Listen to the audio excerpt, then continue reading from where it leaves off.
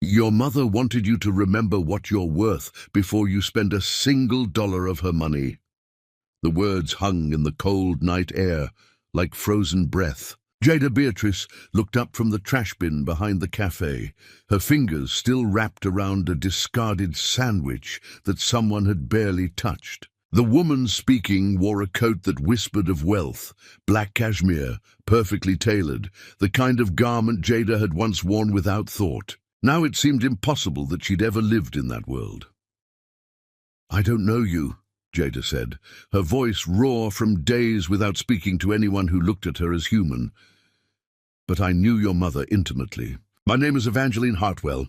I served as her attorney for the past 15 years. The woman's face held no pity, only something that looked like respect. "Your mother, Eleanor Beatrice, passed away 8 days ago. Her final instructions were explicit. I was to find you personally, wherever you were, and deliver her message face to face." The sandwich tumbled from Jada's hands. She gripped the metal edge of the trash bin, feeling the cold bite into her palms. "My mother is dead? I wish I could have found you sooner. She held on longer than the doctors predicted, kept asking if I'd located you yet. She wanted to see you one more time, but I wouldn't come. I wouldn't answer her calls. I chose him over her, and now she's gone, and I never—" The words choked off. Jada felt her legs buckle, and suddenly she was on the pavement, the concrete rough against her knees. Years of held-back grief erupted from somewhere deep in her chest, sounds that didn't seem human coming from her throat. Evangeline knelt beside her, heedless of the filth on the ground. She didn't reach out to touch Jada, didn't offer false comfort. She simply waited, present and patient, until the worst of the storm passed. When Jada could finally breathe again, Evangeline spoke quietly. "Your mother understood why you stayed away. She knew what he did to you, how he twisted everything until you couldn't see straight. That's precisely why she did what she did." Jada wiped her face with trembling hands. "What are you talking about? Eleanor left you her entire estate, the mansion on Laurel Heights where you grew up, the Ferrari she bought to celebrate Beatrice Couture's first major success, her personal fortune, her investments, her legacy." Evangeline paused, letting the words settle. "Conservative estimates value everything at $500 million. The number was absurd." Jada stared at this elegant stranger, trying to process what she was hearing. She was sitting in an alley, wearing clothes she'd been wearing for weeks, and this woman was telling her she was rich. She said if I married him, I'd get nothing. She made me choose. She said that hoping fear would wake you up when love couldn't. When you married him anyway, she didn't stop loving you. She simply started planning for the day you'd find your way back. Evangeline stood, offering her hand. "But there are conditions attached to the inheritance. Significant ones. We need to discuss them somewhere warm. My car is just there." Inside the vehicle, heat enveloped Jada like an embrace from another life. Evangeline handed her water and a thick envelope embossed with her mother's initials. "The conditions are not negotiable," Evangeline began. "First, you must return to the world your mother built. Not just physically inhabit her home, but truly return. Beatrice Couture has been failing since you left. You have 1 year to restore the company to profitability and creative relevance." Jada's hands shook as she opened the envelope. Inside were photographs of the mansion, the design studios, the gardens where she'd spent countless afternoons with her mother, learning to see beauty in every detail. "The second condition is more complex," Evangeline continued, her voice taking on an edge. "The Kin family has been systematically attempting to destroy the historic district surrounding your mother's estate. Asher's development company wants to demolish dozens of homes, beautiful, irreplaceable buildings, to construct generic luxury towers. Your mother spent her final years fighting to preserve that neighborhood. She wants you to finish the fight." Hearing his name was like being struck. "Asher is trying to tear down my mother's neighborhood.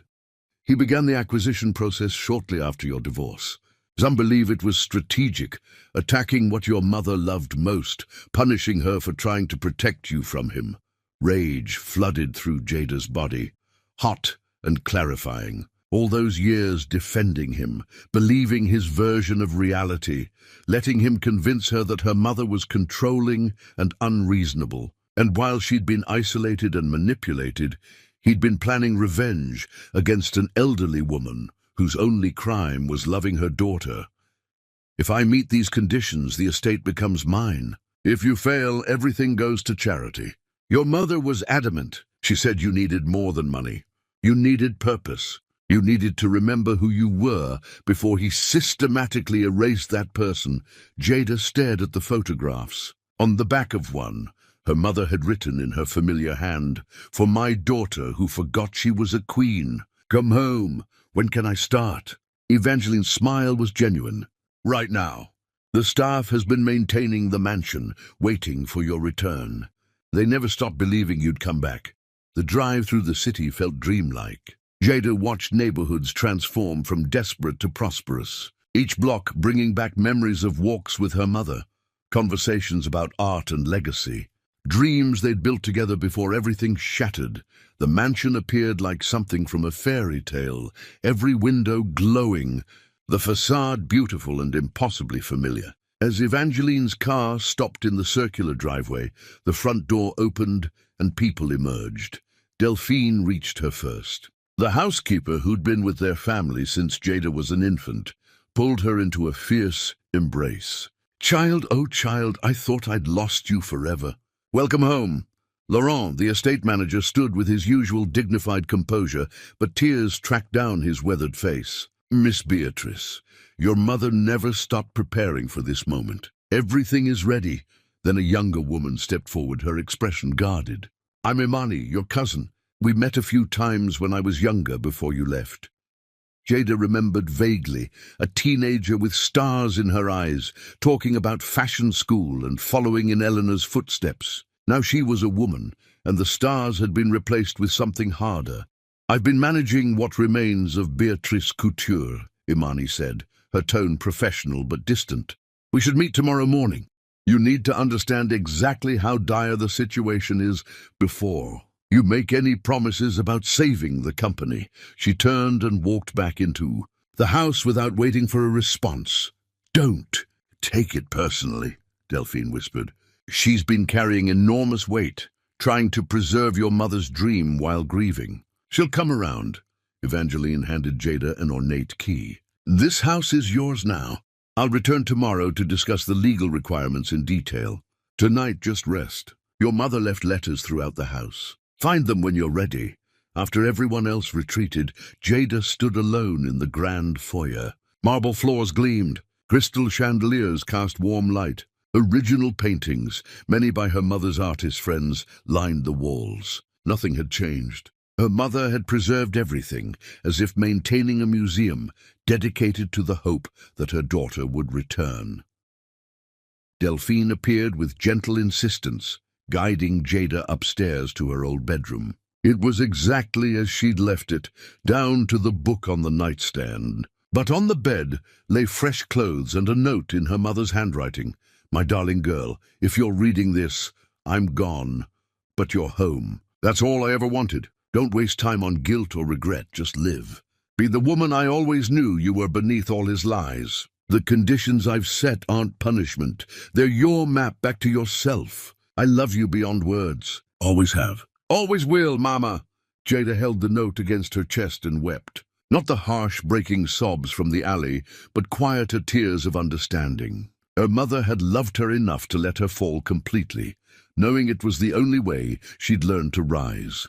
She stood under the shower for what felt like hours, watching filth and shame spiral down the drain. The towels were impossibly soft. The clothes fit perfectly. In the mirror, she barely recognized the gaunt woman staring back, but there was something in her eyes that hadn't been there before. Determination.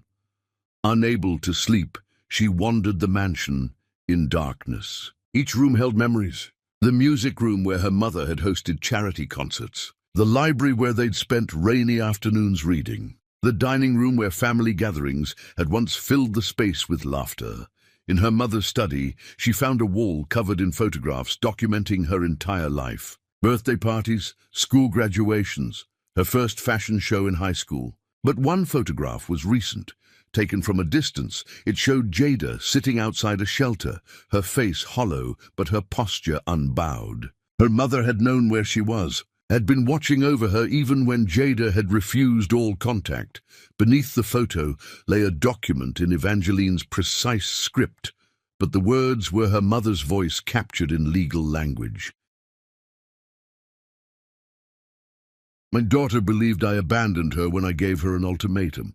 She thought love meant accepting her choices, even when those choices destroyed her. But true love is standing at the exit with water and bandages, waiting for someone to walk out of the fire. I waited, Jada. I never stopped waiting. I prepared everything you'd need to rise again. Not because I wanted to control your life, but because I knew who you really were beneath all his carefully constructed lies. Come back to yourself. That's all I'm asking. Jada was still holding the document when her phone, charged for the first time in weeks, buzzed with a message. Unknown number. Heard about your good fortune. Congratulations. Remember what I told you when we divorced? That support I gave you during our marriage has value. We built our life together, and I expect fair compensation for my contributions. My lawyer will be in touch soon. Let's handle this maturely. Asher. Her hands trembled with rage. He couldn't even allow her one night of peace. One night to grieve her mother without his poison seeping in. Another notification appeared. An email this time. Official legal letterhead, making it look important and intimidating. Notice of legal action. Kinvey versus Beatrice Estate. Mr. Asher Kinv is filing suit seeking rightful compensation from the inheritance received by his former spouse, Jada Beatrice. Claim: Mr. Kinv provided substantial support during their marriage, entitling him to 50% of all inherited assets. Initial hearing has been scheduled. Immediate legal representation is strongly advised. Jada sat in her mother's chair, surrounded by evidence of love and legacy, staring at threats from a man who had already taken so much. But something was different now. She wasn't the broken woman he'd thrown away. She was Eleanor Beatrice's daughter, sitting in Eleanor Beatrice's home, surrounded by Eleanor Beatrice's strength. She called Evangeline, unconcerned about the late hour. I need you to tell me everything about the legal team my mother assembled. Because Asher Kinv just declared war, and this time I'm not defenseless. This time I fight back. Chapter 2. The Devil Wears Deposition's morning came too quickly. Jada dressed carefully in another of her mother's suits, feeling the weight of legacy in every seam. The courtroom awaited, and with it the first real battle. The courthouse steps were lined with photographers, their cameras a gauntlet she had to walk through. Someone shouted a question about abandoning her dying mother. Another asked if she felt guilty taking money she hadn't earned. Evangeline moved through them like a shield, deflecting with professional grace. But Jada saw him before they reached the doors. Asher stood at the top of the steps with Simone, his arm possessive around her waist, both of them dressed like they were attending a society function rather than a legal proceeding. He wanted Jada to see them, to remember her replacement, to feel small. Instead, she felt nothing. The man who had once consumed her entire world now seemed impossibly distant, like a photograph of someone she'd known in another life. Simone's eyes met hers for a brief moment. Was that guilt, sympathy? Whatever it was disappeared as Asher pulled her closer, performing for the cameras. Inside the courtroom, Jada took her seat beside Evangeline. Across the aisle, Asher's legal team arranged themselves with military precision. 3 attorneys, all expensive suits and careful expressions, preparing for systematic destruction. Then he entered. Tobias Sheffield moved through the courtroom with the confidence of someone who'd never lost. Silver threaded his dark hair. His eyes assessed everything with surgical precision. When he placed his briefcase down and finally looked at Jada, his expression revealed nothing. No sympathy, no acknowledgement of her humanity. She was simply a problem to be solved. Judge Patricia Holloway entered, and the room rose as one. Mr. Sheffield, present your opening argument. Tobias stood, and when he spoke, every word was calculated for maximum impact. Your Honor, this case centers on a simple principle of fairness. My client devoted years to supporting his then-wife during a period when she had completely severed ties with her family. He provided shelter, financial support, emotional stability. He stood by her when her own mother refused to help. Jada's jaw tightened. Evangeline's hand found hers under the table, steadying. The defendant now benefits from an inheritance worth hundreds of millions, wealth she did nothing to earn. Meanwhile, my client, who actually supported her through genuine hardship, receives nothing. We're not seeking charity. We're seeking recognition that marriage is a partnership, and sacrifices made during that partnership deserve acknowledgement. He sat down, and Jada realized she'd stopped breathing. He'd made Asher sound noble, made her sound like an opportunist. Worse, he'd done it so smoothly that doubt crept in, even knowing the truth. Evangeline rose with quiet authority. Your Honor, Mr. Sheffield presents compelling fiction. Let me offer facts. Jada Beatrice didn't sever ties with her mother through indifference. She was systematically isolated by a controlling spouse who recognized that her mother represented the one voice of reason that might help her see reality. She moved toward the judge, commanding attention without demanding it. Mrs. Eleanor Beatrice didn't refuse to help her daughter. She refused to enable an abusive relationship by providing resources that would be controlled by Mr. Kinvey. It was an act of desperate love, not abandonment. The moment Mr. Kinv divorced the defendant, taking everything they'd accumulated, leaving her literally homeless, her mother began preparations for her daughter's inevitable return. Evangeline placed a document before the judge. This letter, written by the deceased immediately after the divorce, establishes the inheritance conditions. Mrs. Beatrice explicitly states she structured her estate to give her daughter not just money, but the opportunity to rebuild her self-worth. She understood her daughter would need more than financial support. Judge Holloway examined the document carefully. As for Mr. Kinv's so-called support, Evangeline continued, steel entering her voice, we will demonstrate that he systematically controlled the defendant's access to all resources, isolated her from employment opportunities, and weaponized financial dependence as a tool of psychological abuse. Support and control are not synonymous. The judge looked between both attorneys. Mr. Sheffield, you're requesting immediate depositions. Yes, Your Honor. We believe the defendant's household staff and business associates can illuminate the true nature of the relationship between mother and daughter, which is directly relevant to determining whether this inheritance is appropriate. Objection, Evangeline said firmly. Whether the defendant deserves her inheritance is not a legal question before this court. Mrs. Beatrice had absolute right to leave her estate to whomever she chose, under whatever conditions she wished. The court will allow limited depositions, Holloway ruled. But, Mr. Sheffield, restrict your questions to the marriage and the support your client claims to have provided. This will not become an inquisition of a deceased woman's choices. Understood? Perfectly, Your Honor. As the hearing concluded, Tobias passed Jada's table. His stride slowed almost imperceptibly, and for one moment their eyes met. Something flickered in his expression. Not sympathy exactly, but recognition that she was more than a case file. Then it was gone, and he continued walking. Outside, Asher performed for the media. I loved my ex-wife deeply. I still care about her well-being. This isn't revenge, it's about principle. About recognizing that when you support someone through their darkest moments, that commitment deserves respect. Jada wanted to scream the truth about his rage, his control, the deliberate destruction of her sense of self. But Evangeline's hand on her arm reminded her that emotional outbursts would only validate his narrative of her instability. Back at the mansion, Laurent had prepared tea in the conservatory. Delphine hovered nearby, maternal concern radiating from her, until Evangeline gently suggested they needed privacy. The depositions will be brutal, Evangeline warned once they were alone. He's going to question everyone who loves you, and he's exceptionally skilled at making loyalty appear suspicious. Delphine, Laurent, Imani, they'll all face intense interrogation about your mother's choices, your relationship with her, every painful detail. I know. Jada stared into her teacup. He's going to try to prove I'm unworthy, that I abandoned my mother for him, then crawled back only when money entered the picture.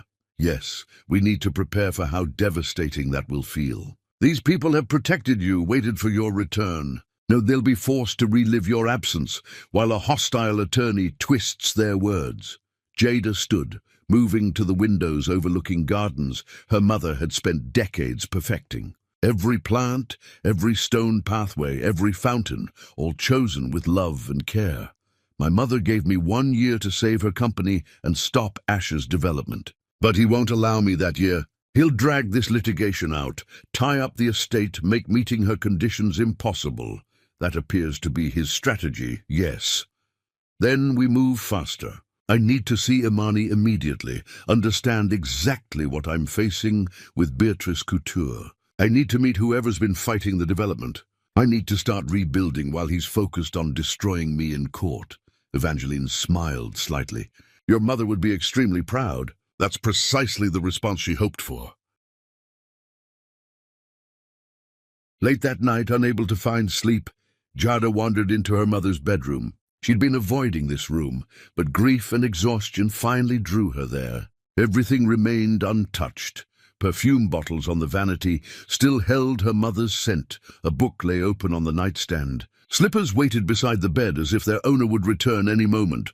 On the desk sat a stack of letters tied with faded ribbon, all addressed to Jada, none ever mailed. She sat down and began reading, one after another.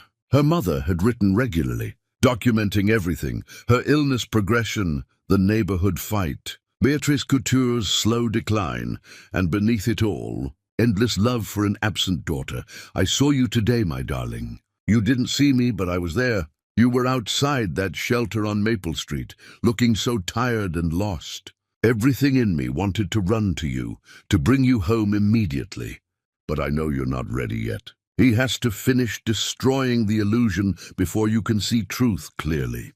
It's killing me to wait, but I promised myself I'd wait. Come back when you're ready. I'll be here. I'll always be here. The date placed this letter just weeks before her mother's death. She'd been dying, watching her daughter suffer from a distance, waiting with the patience of someone who understood that some lessons couldn't be taught, only learned through pain. Jada pressed the letters against her heart and let herself cry, not the desperate sobs of the alley, but quiet tears of understanding. Her mother had loved her enough to watch her fall, knowing it was the only path to eventual rising. A sound at the door made her look up. Imani stood in the doorway, her expression complicated. Delphine mentioned you were awake. I couldn't sleep either. She hesitated. May I come in? It was your aunt's room. You have every right. Imani entered but didn't sit. That's not true. She was your mother. This was always your home. I was just the cousin who tried to hold things together while you were gone. I'm sorry, Jada said. The words inadequate but necessary. For leaving, for abandoning everyone, for choosing him over everything that mattered. Don't apologize yet. Imani's voice carried sharp edges. You don't get to come back and say sorry and have everything be forgiven immediately. Your mother spent years trying to salvage what you left behind. Years, Jada. While you were with him, she was fighting to preserve your legacy. She died still fighting, still hoping you'd return. The truth landed like blows. You're absolutely right. But Imani continued, her voice softening fractionally. She also spent those years planning for you.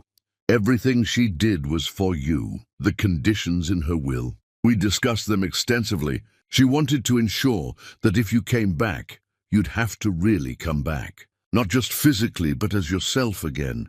I don't even know who that is anymore. Then we'll figure it out together. Because tomorrow morning, I'm showing you exactly how dire things are at Beatrice Couture. It's going to hurt. But if we're going to save it, you need to see the truth. After Imani left, Jada returned to her room, but sleep remained elusive. She pulled out her old sketch pad from the closet and began drawing for the first time in years. Her hand moved awkwardly at first, muscles unused to the motion, but gradually the lines began to flow. She sketched a dress. Strong architectural lines, not delicate or pretty but powerful. A dress for a woman going to war. Her phone buzzed. Another unknown number. Against every instinct screaming caution, she opened the message. I hope you understand this doesn't have to be adversarial. We had meaningful years together, Jada. I'm not trying to hurt you. I simply want what's fair. Call off your attorney and let's discuss this reasonably like adults. There's no need for this to become ugly. TSTS Tobias Sheffield. Her opponent's attorney was contacting her directly, violating every ethical boundary. She should immediately report this to Evangeline. Instead, she found herself staring at the message, analyzing every word. I hope you understand, and I'm not trying to hurt you, phrasing that suggested personal investment beyond professional obligation. She deleted the message without responding. But she didn't forget it. Something in his tone implied Tobias Sheffield wasn't as convinced of his client's righteousness as his courtroom performance suggested. And if he had doubts, that meant somewhere in all this there might be a crack she could exploit, not in Tobias himself necessarily, but in the absolute certainty of Asher's case. She finally fell asleep as dawn painted the sky, her sketch pad beside her filled with designs for dresses that looked like armor. Tomorrow would bring depositions, the systematic destruction of everyone she loved, all their pain exposed and weaponized. But she'd survived worse than words. She'd survived Asher himself, and she was done being afraid. Chapter 3, Blood and Silk, the deposition room, felt deliberately designed for psychological warfare. Windowless, with fluorescent lights that cast everyone in sickly pallor, the space seemed engineered to drain hope. Delphine sat across from Tobias Sheffield, her hands folded with the dignity of someone who'd served distinguished families her entire life. But Jada could see the tremor in those fingers. Mrs. Delphine Rousseau, Tobias began, his voice carrying false gentleness that made it more dangerous. You've worked for the Beatrice family for how long? I came to work for Miss Eleanor when Jada was just an infant. I've been with them ever since. So you witnessed Jada's entire life, her childhood, adolescence, her decision to marry my client? Yes. And you were present for the deterioration of the relationship between Jada and her mother. Delphine's spine straightened. I witnessed a young woman fall in love with the wrong man, and I watched her mother try desperately to protect her. Please just answer the question directly. Mrs. Rousseau. Tobias's politeness somehow made the correction more cutting. Did you witness conflict between mother and daughter regarding the marriage? Eleanor tried to protect her daughter from a dangerous situation.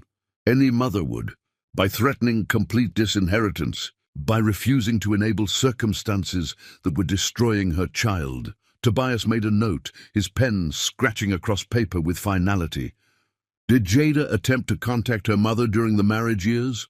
Not that I'm aware of. Not once. No phone calls, no letters, no attempts at reconciliation over all those years. Delphine's composure finally fractured. Tears spilled down her weathered cheeks, and her voice broke. She tried at first. She called constantly. She wrote heartbreaking letters. But Eleanor refused to accept them as long as that man was in the picture. It nearly destroyed her to turn her daughter away. But she believed, she had to believe, it was the only way to make Jada see what was really happening to her. So Eleanor Beatrice deliberately severed all communication with her own daughter. She deliberately refused to watch her daughter be systematically destroyed while pretending everything was fine. How did Eleanor react when she learned about the divorce? The question seemed to shatter something inside Delphine. Her entire body shook as she spoke. She was hospitalized at the time, already gravely ill. When she found out Jada had been discarded with nothing, literally homeless, she discharged herself against every doctor's order. She came home and immediately started planning, day and night, obsessively planning how to bring Jada back, how to protect her, how to give her reasons to keep living. She worked herself into absolute exhaustion, setting up those inheritance conditions. She died planning for her daughter's future, Jada couldn't watch anymore. She stood abruptly, the chair scraping loudly, and fled the room.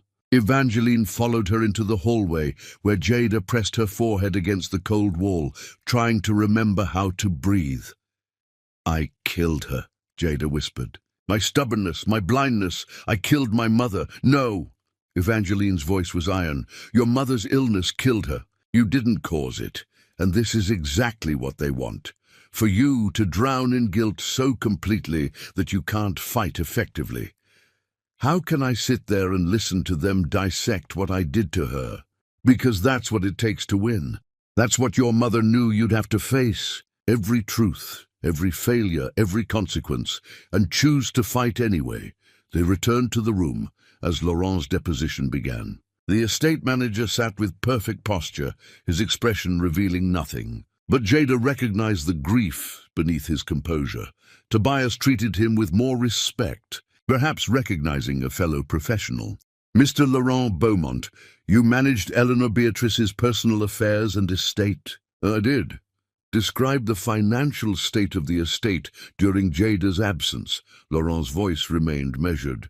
"Miss Eleanor made numerous financial decisions that prioritized keeping Beatrice Couture operational over her personal comfort or security. She took substantial loans against the mansion. She sold personal assets of significant sentimental value.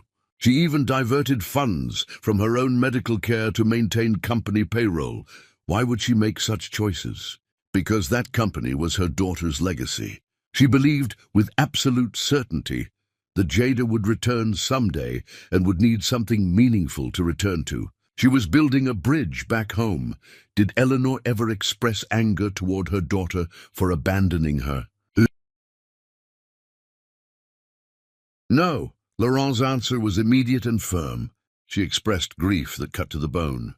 She expressed worry that kept her awake nights. She expressed desperate, unconditional love, but never anger. She said repeatedly that Jada was under a spell, that she'd wake up eventually, and when that happened, everything needed to be ready and waiting. Tobias paused, something flickering across his face that might have been doubt. "Did you ever meet Asher Kinv personally?" "Once. He appeared at the mansion shortly after the marriage, demanding to see Eleanor. She refused to receive him. He became verbally aggressive with the staff, making threats, his rage barely controlled. I had him physically removed from the property." "What was the nature of his threats?" "He accused Eleanor of alienating his wife from him, of interfering in their marriage. He said he would make absolutely sure she regretted trying to come between them. He was particularly furious that Eleanor had closed the trust fund Jada previously had access to." "There was a trust fund?" Tobias looked genuinely surprised, as if this detail had been deliberately withheld from his briefing. "Yes, a substantial one established when Jada was born. Eleanor closed it the day after the wedding because she'd received information that Mr. Kinv had already attempted to access it, claiming he needed to properly manage his wife's finances for her protection. Eleanor said she'd rather burn every dollar than let him touch it." One of Asher's other attorneys objected, trying to suppress this testimony as irrelevant. But Tobias overruled his own colleague, clearly wanting this information on record. Jada watched him carefully. He was supposed to be destroying her witnesses, but instead he was uncovering truths that damaged his client's narrative. When Imani's turn came, the tension in the room became suffocating. She sat down with barely controlled fury, someone who'd been waiting for this opportunity. Tobias seemed to sense the danger. "Miss Imani Chambers, you're the defendant's cousin and have been managing Beatrice Couture. What little remains of it, yes. Describe the company's current condition." "Devastated. We've lost every major account, our most talented designers, our entire reputation for reliability. We're surviving on small commissions and the loyalty of a handful of long-time clients who remember what we used to be." "When did this decline begin?"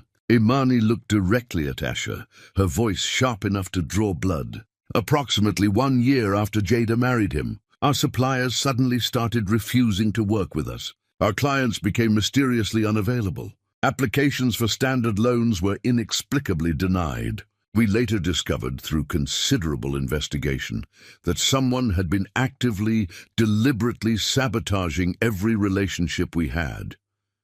You're making serious accusations. Do you have evidence? I have testimonies from multiple suppliers who were contacted by representatives from Kinvey Enterprises offering them substantially more favorable terms if they immediately stopped doing business with us. I've recovered emails from former clients who admitted, some reluctantly, some angrily, that they were pressured to drop us. I have a documented paper trail of deliberate interference that corresponds exactly with Jada's marriage to your client.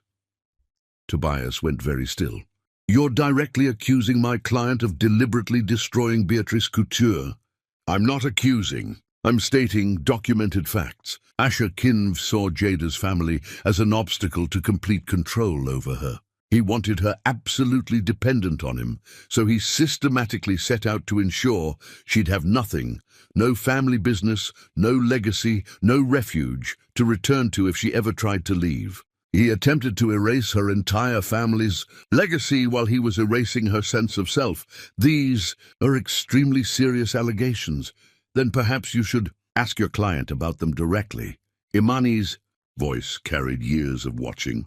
Her aunt died trying to save what one man had tried to destroy. Ask him why Eleanor Beatrice spent her final years fighting endless legal battles against his development plans. Ask him why he dramatically accelerated those plans immediately after divorcing. Jada, ask him why he's demanding money from an inheritance. He spent years actively trying to prevent Jada from ever receiving. The deposition ended in chaos. Asher's attorneys demanded all of Imani's evidence be excluded as inflammatory and prejudicial. Evangeline argued it was directly relevant to determining whether Asher had truly supported Jada or had systematically destroyed her every option for independence.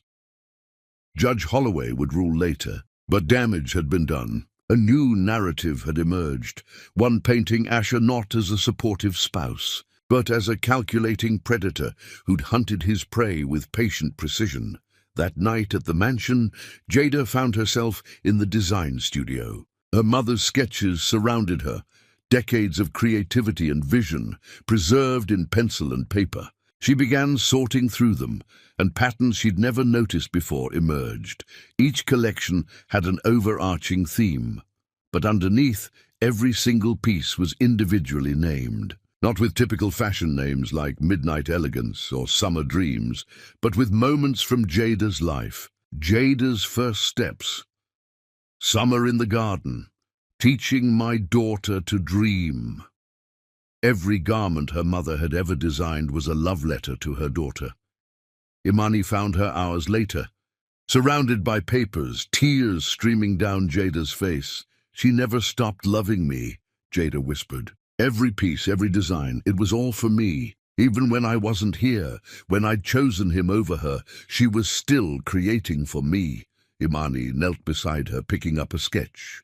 This one's from the year after you left. The collection was called Absence and Longing.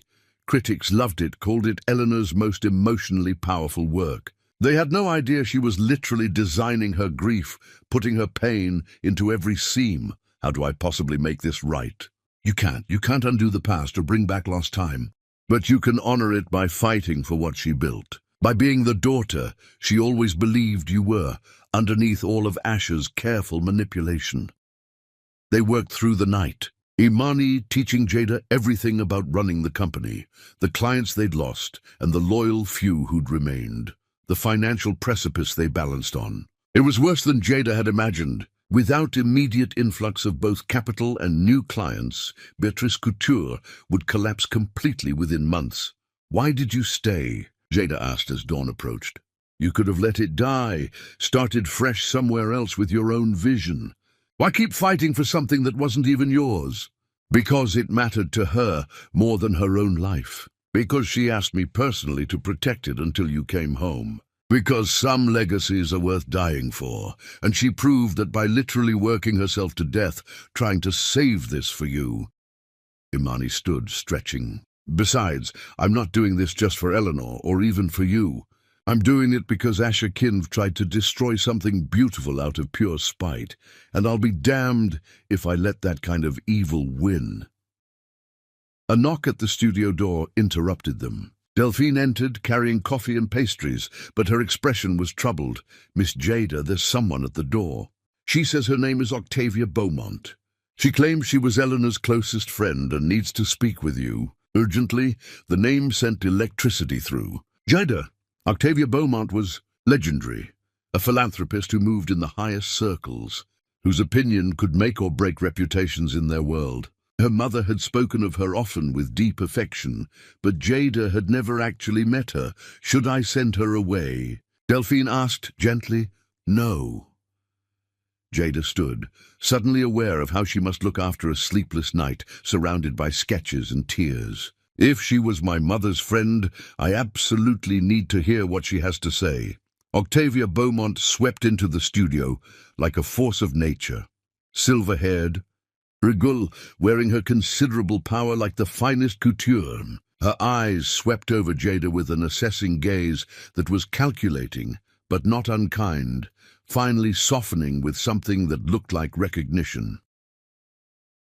"You look just like her," Octavia said quietly. "Like Eleanor when we were young and absolutely certain we could change the world with good design and fierce determination. Mrs. Beaumont, It's Octavia, child. Your mother and I abandoned formality decades ago." She moved to the window, looking out over gardens Eleanor had cultivated with such care. "Eleanor called me the week before she died. She told me everything about the conditions in her will, about her hopes for you, about the fight you'd be facing. She asked me to watch over you if I could, to help if you'd accept it. I don't deserve anyone's help. I abandoned her when she needed me most. You were manipulated by a skilled predator who recognized that your greatest strength, your enormous capacity for love and loyalty, could be weaponized against you." Eleanor understood that completely. She didn't blame you. "Neither do I." Octavia turned back, her expression hardening into something formidable. "But now we have serious work to do. Asher Kinv and his entire family have been a blight on this community for far too long. His father was a corrupt judge who helped his son build a corrupt empire. His mother sits on charity boards and uses that influence to punish anyone who opposes their interests. His sister controls media narratives through her platform. You know them well." "Know them? I've been actively fighting them for years. They've tried to bulldoze 3 other historic neighborhoods to build their empty monuments to excess. Eleanor and I stood together against them every single time. Now Eleanor's gone, and you're the one standing in their way." Octavia placed a thick file on the table. "This contains everything I know about the Kinv family's activities over the past decade. Evidence of bribery, manipulation, financial impropriety. Some of it's legally actionable. Some of it's just truth that wealthy families don't want exposed. Use it wisely. Why are you giving this to me? Because Eleanor was my dearest friend for over 40 years. Because I watched her heart break over losing you. Because I held her hand when she died, and her very last words were about you. Tell my daughter she's stronger than she knows. Tell her to fight, so I'm telling you. Fight, Jada. Fight with absolutely everything you have." After Octavia left, Jada opened the file. Page after page of meticulously documented corruption, each piece of evidence carefully sourced and verified. Octavia hadn't just been Eleanor's friend, she'd been her ally in war. Jada's phone rang, shattering the moment. Evangeline's voice carried urgent tension. "We have a serious problem. Asher's team has filed an emergency motion to freeze your entire inheritance pending case outcome. They're arguing you can't be trusted with the assets while allegations about your abandonment are being investigated. The hearing is tomorrow morning." "Tomorrow? That's not nearly enough time to prepare properly." "I know. They're deliberately trying to catch us off balance and overwhelmed. If they succeed, you won't be able to access funds to run Beatrice Couture or fight the development plans. You'll lose by procedural default." Jada looked at the file Octavia had given her, at her mother's sketches surrounding her. At Imani, watching with a mixture of challenge and hope in her eyes. "Then we'd better work extremely fast," she said, her voice carrying a strength she hadn't known she still possessed. "Because I'm not losing. Not to him. Not to his family. Not ever again." Chapter 4. The Architecture of Lies. The emergency hearing arrived with brutal speed. Jada had barely slept, spending the entire night with Evangeline and Soren Whitlock, the legendary attorney her mother had retained, a man whose snow-white hair and penetrating eyes suggested he'd seen every legal maneuver ever invented and had counter-moves for all of them. "They're going straight for your throat," Soren said, his voice gravelly but sharp. "Freezing your assets would make it impossible to meet your inheritance conditions. You'd lose everything through procedural warfare alone. It's vicious, but I'll admit it's elegant. Can we stop it?" "Depends entirely on Judge Holloway. She's fair, but extremely cautious. If they present sufficient concern about your mental stability following months of homelessness, she might grant a temporary freeze pending full evaluation." "Evaluation?" Jada's stomach dropped sickeningly. Evangeline's hand found hers. "It's mentioned specifically in their motion. They're suggesting you're not mentally fit to manage this level of wealth given your recent trauma. It's deeply offensive, but it's also strategically brilliant. So they're going to have me declared incompetent. They're going to try their absolute best." Soren's voice turned to steel. "Which is why we're going to show the court exactly how competent you are. You've been home less than 2 weeks, and you're already rebuilding Beatrice Couture, working with community leaders on preservation efforts, managing an enormously complex estate. That's not incompetence, that's exceptional resilience under impossible circumstances." The courtroom was packed with media when they arrived. Asher sat with his new attorney. Tobias was notably, conspicuously absent. The replacement was someone Soren recognized immediately, his expression darkening with genuine concern. "Evander Cross," he muttered quietly. "They brought in a specialist. This is going to be extremely ugly." Cross stood to present the motion, and Jada immediately understood Soren's concern. Where Tobias had been precise and coldly professional, Cross was theatrical, performative, and deliberately cruel in ways that appeared benevolent. "Your Honor, we're not here to attack Miss Beatrice. We're here out of genuine concern for her well-being and safety. A woman who spent months homeless, literally scavenging for food from trash bins, exposed to elements and the profound psychological trauma that entails, cannot possibly be expected to suddenly manage an estate worth hundreds of millions of dollars. It would be profoundly irresponsible to allow it without proper safeguards."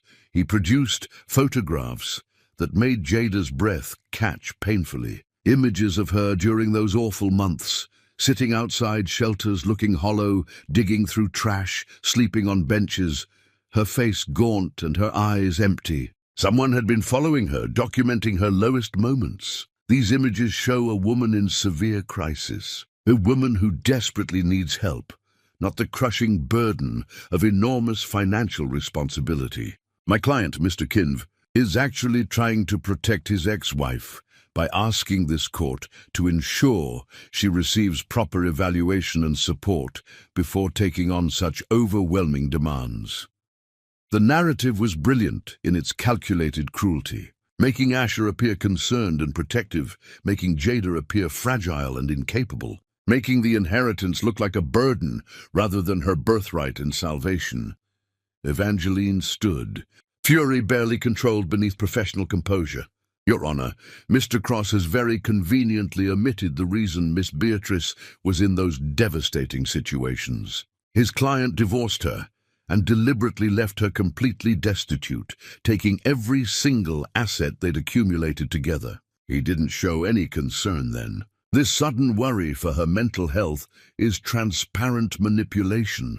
The past relationship dynamics are not relevant to current mental competency assessment," Cross countered smoothly, as if he'd anticipated this exact response. Judge Holloway looked troubled, clearly torn. "Miss Beatrice, I'd like to hear directly from you. How do you respond to these concerns about your ability to manage your inheritance?" Jada stood, her legs shaking, but her voice finding steadiness. "Your Honor, I won't pretend those months weren't absolutely devastating. They were. I lost everything, my home, my dignity, my entire sense of self. But I never lost my sanity or my will to survive. The moment I had resources again, I immediately began productive, meaningful work. I'm not asking to be given anything I can't handle. I'm asking to be allowed to fulfill my mother's final wishes. With respect, Your Honor. Whoa, Cross interrupted smoothly. Survival instinct is not equivalent to mental fitness for complex financial management requiring sophisticated decision-making. Then let her be properly evaluated, Lysoren said, standing with commanding presence.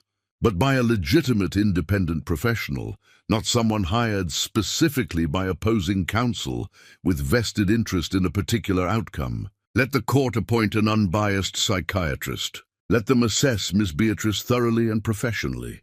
And in the meantime, denying her access to her inheritance serves absolutely no purpose except ensuring she fails her mother's conditions by making them impossible to meet. Judge Holloway considered this carefully, weighing competing interests.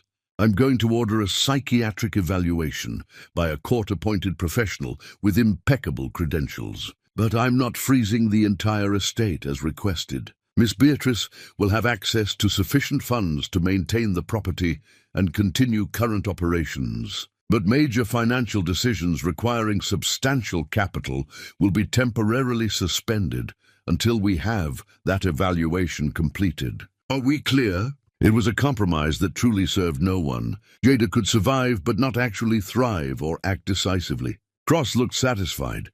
He'd gotten most of what he wanted and created the exact obstacle he'd intended. Outside the courtroom, reporters swarmed like predators. Miss Beatrice, do you believe you're mentally stable? Are you concerned the evaluation will reveal you're unfit for this responsibility? Does your ex-husband's concern for your well-being change your feelings about him? Soren physically cleared a path through them, practically dragging Jada to the car, his protective instincts fully engaged. Once inside the vehicle, she finally broke down completely. They're going to take everything. They're going to prove I'm crazy, and I'll lose her company, her home, absolutely everything she tried to give me. No, Evangeline said with absolute conviction. The evaluator is Dr. Isadora Vance. I know her by reputation. She's exceptionally thorough, scrupulously fair, and she absolutely doesn't tolerate manipulation or political pressure. If you're honest with her, if you show her the truth of what you've endured and how you're genuinely recovering, she'll see your strength. What if she doesn't? What if she just sees a homeless woman who lost her mind? Then we appeal immediately and we fight even harder. But I genuinely don't think that's what she'll see. I think she'll see exactly what your mother saw, a woman who survived, something that destroys most people and came out ready and determined to rebuild. The evaluation was scheduled for the following week. Dr. Isadora Vance's office was deliberately neutral, comfortable without being too comfortable, professional without being cold. The doctor herself had kind eyes and an expression suggesting she'd heard absolutely every story and judged precisely none of them. Jada, I want you to understand clearly that this isn't an interrogation or trap. I'm here to assess your current mental state, your capacity for sound decision-making, and your ability to manage stress appropriately. I've read all the court documents. I know what you've been through. This is your opportunity to tell me, in your own words, what happened and where you are now, mentally and emotionally. For hours, Jada talked about her marriage, about the slow, systematic erosion of her identity, about Asher's control disguised as care and protection, about the divorce that left her with absolutely nothing, about months of homelessness, the fear, the hunger, the nights when survival itself seemed questionable. But she also talked about finding her mother's letters, about understanding what genuine love looked like when it refused to enable destruction, about the unexpected strength she'd discovered in having nothing, the clarity that came from being stripped of everything false and performative. Dr. Vance listened without interrupting, taking occasional notes, her expression revealing nothing of her thoughts or conclusions. Tell me specifically about your current projects. What are you actually doing with the inheritance resources? Jada described her work with Imani in detail, the plans to genuinely revive Beatrice Couture, the ongoing fight to preserve the historic district from demolition. She showed sketches she'd been working on, explained her vision for honoring her mother's legacy while creating something authentically new and meaningful. And how do you feel when you think about Asher now? The question caught her completely off guard. Jada sat with it, genuinely searching for truthful answers. Sad, mostly. Profoundly sad that I loved someone so completely who never actually saw me as a person with inherent value. Sad about all the years I lost, but not afraid anymore, not controlled. He can't hurt me now because I finally truly understand that his power was always an illusion I chose to believe in. Dr. Vance made another note. That's a remarkably mature and healthy perspective. It took losing absolutely everything to find it. Do you have thoughts of self-harm? Any suicidal ideation? No, I did during the homelessness. There were genuinely nights I wanted to stop existing entirely. But I don't feel that way now at all. Now I'm angry and I'm fiercely determined, and I'm not going to let him take anything else from me ever again. The evaluation continued over multiple intensive sessions. Dr. Vance asked about sleep patterns, eating habits, relationships with people in her current life. She asked about trauma symptoms, about triggers, about how Jada managed stress when it threatened to overwhelm her.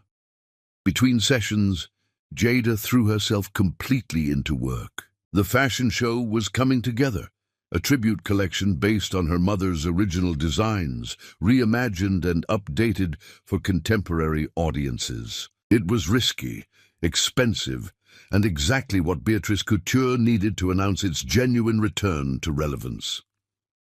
Imani worked beside her constantly, their complicated relationship slowly healing as they built something meaningful together. The resentment was still present, but it was being overshadowed by shared purpose and mutual respect. "Your mother would absolutely love these," Imani said one evening, carefully reviewing the collection. "They're her spirit and aesthetic, but your voice and vision. That's exactly what she always wanted, for you to take what she built and make it authentically yours. I keep waiting to fail spectacularly, to prove cross-right that I actually can't handle any of this. Then stop waiting for failure and start believing what everyone who genuinely loves you already knows. You're substantially stronger than you think you are." Late one night, working alone in the studio, Jada heard an unexpected knock at the mansion's side door. Laurent had gone home hours ago. Delphine was asleep upstairs. Against every instinct screaming caution, she answered it. Tobias Sheffield stood on her doorstep, looking nothing like the composed attorney from courtroom battles. His tie was loose, hair disheveled, and his expression carried weight that matched her own exhaustion. "I know I absolutely shouldn't be here," he said immediately. "This violates every professional standard I have, but I couldn't." He stopped, visibly struggling. "I need you to know something important." "Know what?" "I left the case entirely. I told Asher I couldn't represent him anymore under any circumstances. That's why Cross is handling everything now." Jada stared at him, genuinely shocked. "Why would you do that?" "Because I sat through those depositions and heard in excruciating detail what he actually did to you. Because I reviewed evidence showing he'd been systematically destroying your mother's company while claiming to support you. Because I have a conscience, and I couldn't ignore it anymore without losing myself completely. So you're here to what? Apologize? Assuage your guilt? I'm here to help you in any way you'll allow. If you'll let me, help me. You're the enemy. You were literally paid to destroy me." "I was. I'm not anymore." He pulled out a thick file. "This contains everything I know about Asher's development plans.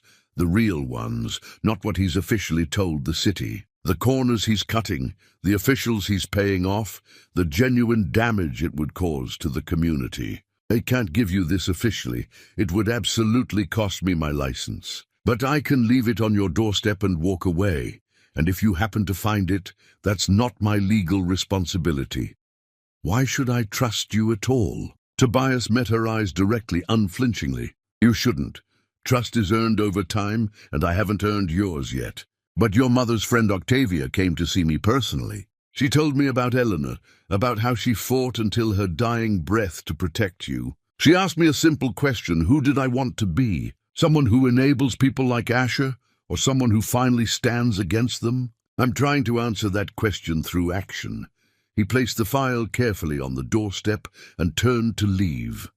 Wait, Jada said. If you genuinely want to help, I need someone who understands how they think strategically. Someone who knows their tactics and weaknesses. Can you do that without compromising yourself further? I can absolutely try. Then come to the fashion show next week. Not as Asher's attorney. Not as my attorney. Just as someone who might understand what this moment means. Tobias nodded and disappeared into the night, leaving her with evidence that could potentially destroy Asher's plans entirely. Jada picked up the file and brought it inside. Page after page of damning documentation, bribery, environmental violations, systematic intimidation of community members who dared oppose the development. Everything she needed to stop him. But using it meant trusting Tobias Sheffield, a man who'd spent weeks trying to destroy her credibility in court. Could people really change sides so completely? Or was this another elaborate trap, the final betrayal waiting to spring? She was still awake when morning came, the file spread before her on the table, trying to decide if redemption was actually possible or if she was being set up for devastating failure. Her phone buzzed. Message from Dr. Vance's office. Evaluation complete. Report will be filed with court tomorrow. Dr. Vance would like to speak with you personally before official release. This was it. The moment that would determine absolutely everything. Either Dr. Vance had seen her genuine strength, or she'd seen only damage and instability. Either Jada would keep fighting, or it would all end tomorrow. She looked at her mother's portrait hanging in the studio, seeking answers or comfort. I hope I made you proud, Mama. I hope I proved I was worth waiting for, worth fighting for. The portrait offered no answers, no reassurance. But in the morning light streaming through windows, illuminating designs scattered around her, Jada felt something she hadn't felt in years. Not hope exactly, but fierce determination. Whatever happened, she'd keep fighting. Because that's what her mother had taught her through every condition in that will. Some things are worth fighting for, even when outcomes are uncertain. Especially then, Chapter 5.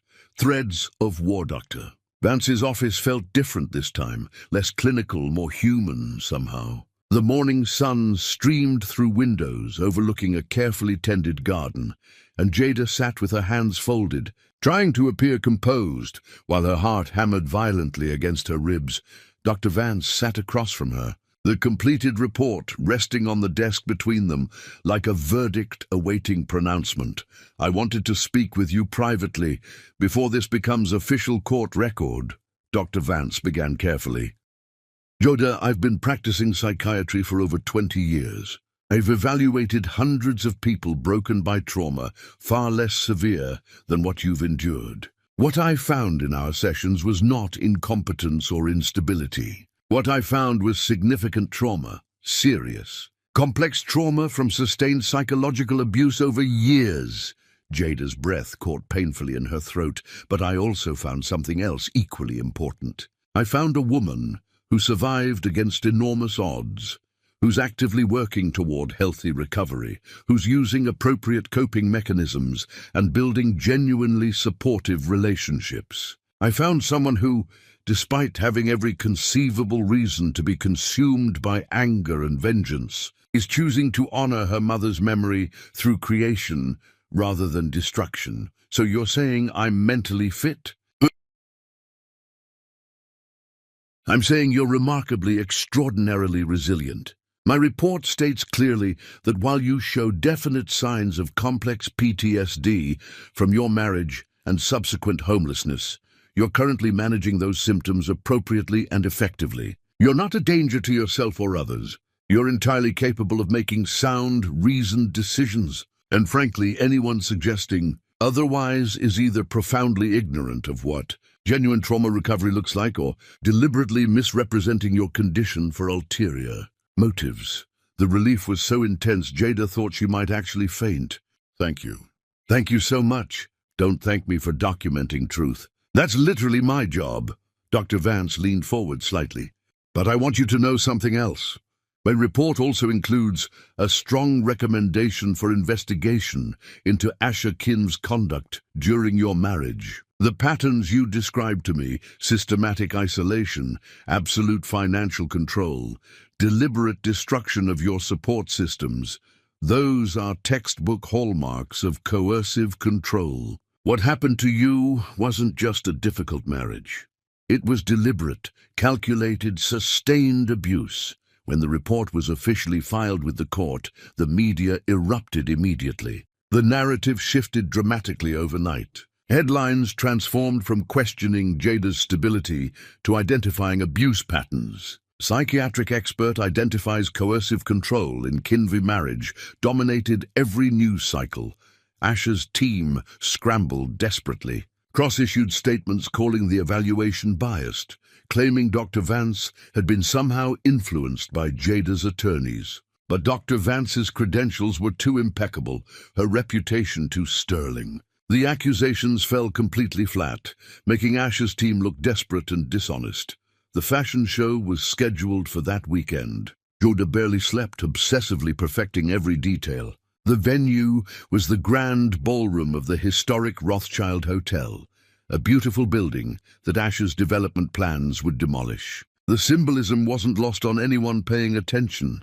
The night before the show, a package arrived at the mansion. Inside was her mother's wedding veil, the delicate, beautiful veil Jada had refused to wear when she married Asher because it felt like accepting her mother's approval of that marriage. Now it was torn to absolute shreds, destroyed with such violence that pieces were barely recognizable as fabric. The note was in Asher's distinctive handwriting. You destroyed everything she loved. Now I'll destroy everything you're trying to build. Laurent wanted to call police immediately. Evangeline wanted to file for a restraining order. But Jada looked at the destroyed veil and felt something unexpected, absolute clarity. Let him threaten. Let him rage impotently. He's showing everyone exactly who he really is. We document this thoroughly. We add it to our evidence file, and we continue with the show. He wants me afraid and paralyzed. I won't give him that satisfaction. The day of the show arrived cold and bright. Jada stood backstage watching models prepare, feeling her mother's presence so strongly it was almost physical. Every piece in the collection told a story, from innocence to darkness to hard-won resurrection. It wasn't just fashion. It was testimony in fabric and thread. Imani appeared beside her, vibrating with nervous energy. The venue is completely packed. Every major fashion editor, every society columnist, every influential person who matters in our world. And the entire Kinvi family is here, all of them seated prominently. Perfect. Let them watch everything. The lights dimmed dramatically. Music swelled emotionally. The show began. The first pieces were pure innocence, flowing fabrics in soft, gentle colors, designs that spoke eloquently of childhood summers and mother-daughter afternoons spent dreaming together. The audience murmured sincere appreciation. Then the collection shifted dramatically. The fabrics became heavier, darker, more constrained. The silhouettes became restrictive, almost suffocating. One dress had a beautiful, intricate bodice, but sleeves that bound the arms uncomfortably. Another had an elegant neckline that transformed into a collar that looked almost like a restraint. The metaphor wasn't subtle. Beauty hiding captivity. Jada watched from the wings as understanding rippled through the sophisticated audience. They were seeing her story told wordlessly in fabric and thread, in every uncomfortable constraint and beautiful surface. The final section erupted onto the runway like a declaration of war. Bold, fearless colors, sharp architectural lines, fabrics that moved like armor, dresses that declared strength unapologetically, that refused to apologize for taking up space. The finale piece was pure white, architectural, impossible to ignore. a wedding dress that looked nothing like traditional bridal wear and everything like a declaration of independence. The audience rose to their feet before the last model had even left the stage. The applause was absolutely deafening. Jada walked out for the designer's bow, and the noise somehow intensified impossibly. Critics were openly crying. Fashion editors were frantically typing on their phones, already composing reviews. Cameras flashed like lightning. She looked out into the audience and found Asher. He sat frozen, his face contorted with rage, understanding exactly what she'd done. She told their entire story without naming him once. And everyone understood anyway. His mother, Lenore, sat nearby, her expression harder to read. Cold calculation mixed with something that might have been regret or respect. His sister Bryn had her phone out, already managing the narrative on social media. But his younger brother Hollis looked genuinely stricken, as if seeing his family clearly for the first time in his life. Then Jada found Tobias, standing at the very back of the room. He wasn't taking photos or notes. He was just watching her intently, and when their eyes met directly, he nodded slightly. Acknowledgement, respect, something more complicated that neither of them was ready to name or examine. Backstage was absolute chaos. Orders poured in faster than they could process them. Fashion houses wanted to carry the entire collection. Department stores competed aggressively for exclusive rights. In one show, Jada had resurrected Beatrice Couture from near death to must-have status, but she barely processed the success. She was thinking about Asher's face, about the threat he'd sent, about the absolute certainty in her gut that this wasn't remotely over. She was right. As guests began leaving in clusters, the fire alarm erupted shrilly. Security evacuated everyone calmly and professionally. But as they filed orderly out, Jada smelled smoke. Real, acrid smoke. Laurent found her in the crowd, his face grim. The electrical system. Someone deliberately sabotaged it. If the fire had started during the show with all those people packed inside, he didn't finish. He didn't need to. They all understood how close they'd come to catastrophe. Tobias appeared, his expression severe. I saw him, Asher. He was in the basement earlier near the electrical access. I followed him because something felt wrong. He was tampering with the electrical panels, but when I got close enough, he ran. I couldn't prove anything definitively, but I know what I saw. Why were you even looking for him? Because I know him intimately. I know how he operates when threatened. I knew he wouldn't just sit through your triumph without trying something destructive. The fire department confirmed deliberate sabotage. Someone had damaged wiring specifically designed to create a slow burn that would have gone unnoticed until catastrophically too late. They'd saved security footage showing a figure in the basement, but the camera angle made definitive identification legally impossible. Asher's response when questioned. He'd been in the restroom. No witnesses to confirm, but no proof otherwise either. That night at the mansion, Jada stood in her mother's studio surrounded by sketches for the next collection and evidence of attempted murder. The contrast was staggering, surreal. He's escalating dangerously, Evangeline said, having come straight from dealing with police, her professional composure visibly cracking. The veil was intimidation. This was attempted mass casualty. He's losing control of himself. Good. Jada's voice was ice. Let him lose control publicly and obviously. Every action he takes makes our case exponentially stronger and his weaker. Unless he actually succeeds in seriously hurting someone, the thought sent cold terror through her. Then we need to move faster. How soon can we present the evidence about his development corruption to the city council? With what Tobias provided and what Octavia compiled, we could be ready within a week. But Jada, using information from Tobias, could be legally questionable. He obtained it as Asher's attorney, even if he claims otherwise. He obtained it as a concerned citizen, witnessing ongoing criminal activity. That's our story, and we're not deviating from it. A sound at the door made them both turn sharply. Tobias stood there, having been let in by Laurent. I heard what happened tonight. I want to help however I can. You keep saying that, Jada said, but helping means potentially destroying your career, maybe your entire reputation. Why would you do that? Tobias stepped fully into the room, and for the first time ever, his professional mask fell completely away. Because I watched my mother stay with my father for years. He was a prominent attorney, widely respected, considered powerful. Behind closed doors, he was systematically cruel. She stayed because she thought she had no choice, because he'd convinced her no one would believe her, because he controlled absolutely everything. She died believing she'd somehow failed, that her suffering was her own fault. His voice broke slightly. When I sat in those depositions and heard Delphine describe Eleanor's pain, heard Imani talk about the systematic sabotage, heard your story through everyone else's testimony, I saw my mother.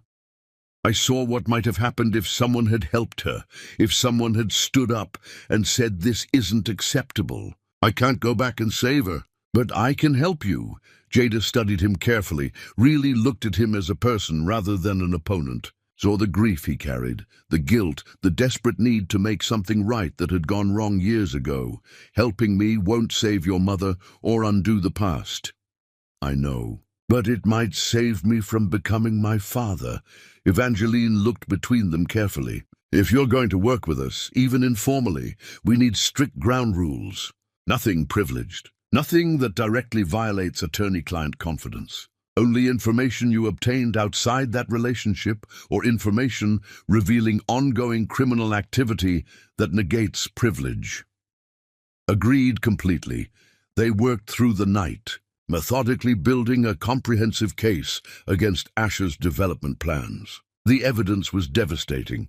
Bribes to city officials, falsified environmental impact reports, deliberate manipulation of property values through systematic intimidation. Combined with Octavia's meticulous documentation and community testimonies, it was more than enough to stop the development entirely and potentially trigger serious criminal investigations.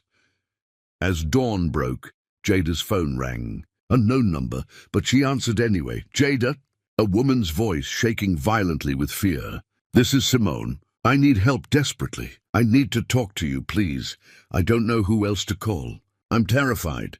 Jada's first instinct was immediate refusal. This was the woman who'd replaced her, who'd stood by Asher while he sued for Jada's inheritance. But something in Simone's voice, pure terror, absolute desperation, sounded painfully, intimately familiar.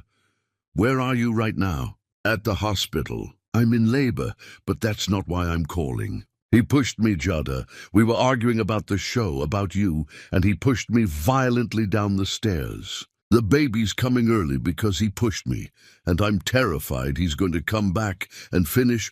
I'm on my way immediately. She looked at Evangeline and Tobias. Simone's in labor at Mercy Hospital. Asher pushed her. She's asking for help. It could be an elaborate trap, Evangeline warned, or it could be another woman realizing she married a monster and desperately trying to escape. Jada grabbed her coat. Either way I'm going. My mother would have gone. She would have helped, even knowing it might hurt her. That's who she was. That's who I need to be. Tobias stood. I'm coming with you. For protection at minimum, if nothing else.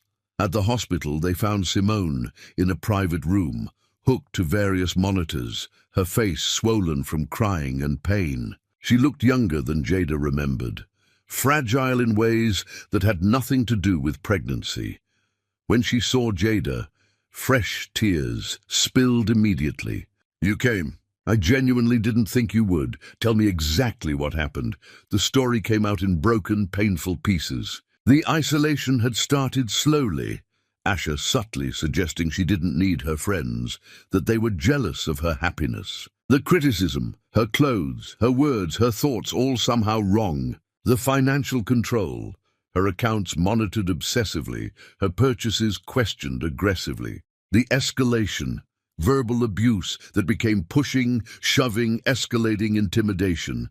Tonight I told him the show was beautiful, that you were genuinely talented. He went absolutely insane, started screaming that I was betraying him like you did, that everyone turns against him eventually. He grabbed my arm, and when I tried to pull away, he pushed hard. I fell down half a flight of stairs. Jada sat beside the bed, taking Simone's trembling hand. I'm so sorry. I know exactly what you're describing. Every single word of it. He said you were crazy. He said you made everything up to steal from him. I believed him because I loved him, and you believe people you love. But watching you tonight, seeing what you've built from nothing, I realized he'd been lying about you. And if he lied about you, he was lying about everything. You need to press charges immediately. Document everything. Don't let him convince you this was somehow an accident. I'm scared. His family has so much power, not as much as they used to. And you're not alone anymore. I'll help you.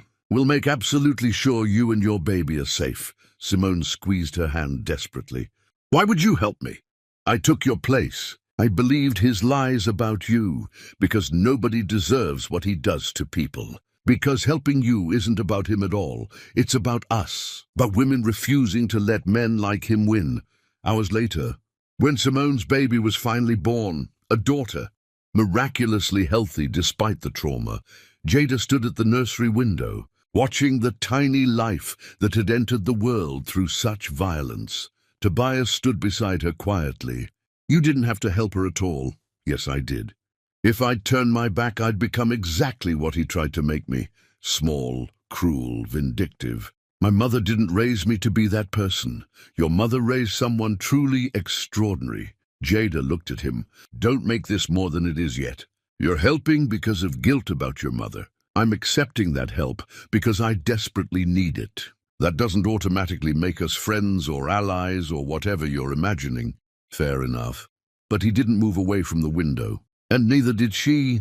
When Asher arrived at the hospital later, security stopped him immediately. Simone had already given a detailed statement to police, showing bruises that matched her account of being pushed. Tobias stepped forward, providing his witness account of seeing Asher near the sabotaged electrical panels at the venue.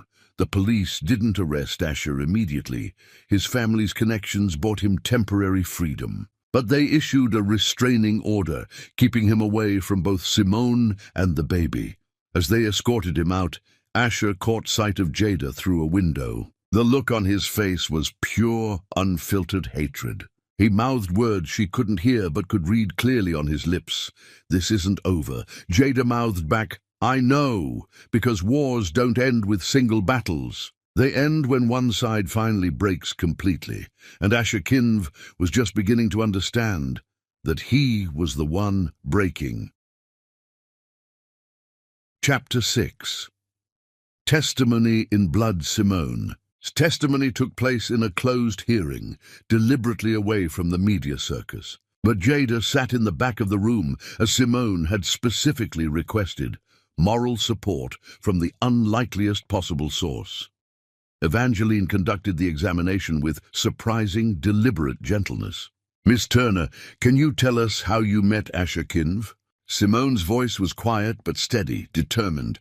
At a charity gala. He was charming, successful, confident. He made me feel like I was genuinely the only woman in the room. Within weeks, we were absolutely inseparable. When did the relationship fundamentally change? Looking back now, it changed almost immediately. But I didn't see it then. He'd suggest I wear different clothes because mine weren't appropriate for someone dating a man of his stature. He'd correct how I spoke in public, saying he was helping me fit into his world. He introduced me to his family and friends, but actively discouraged me from bringing him around mine, saying they made him uncomfortable for reasons he couldn't quite explain. Did this pattern escalate? Yes. He wanted access to my bank accounts to help manage my finances properly. He'd go through my phone constantly, saying couples shouldn't have secrets. He'd get genuinely angry if I spent time with friends without him. One time, I went to lunch with my sister without mentioning it first, and he showed up at the restaurant absolutely furious, accusing me of lying and sneaking around on him. Evander Cross, still representing Asher, objected repeatedly, but the judge, having thoroughly read Dr. Vance's report about Jada's similar experiences, allowed the testimony to continue. Miss Turner, you've made extremely serious allegations about the night of the fashion show. Can you describe what happened? Simone's hands trembled visibly, but she continued with determination. We attended the show together.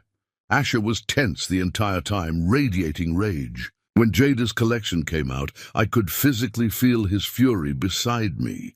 But I thought the designs were beautiful. I said so in the car afterward. He absolutely exploded, started screaming that I was just like Jada, betraying him, disrespecting him.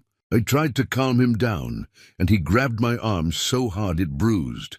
She pulled up her sleeve, showing marks that had faded to yellow-green, but were still clearly visible.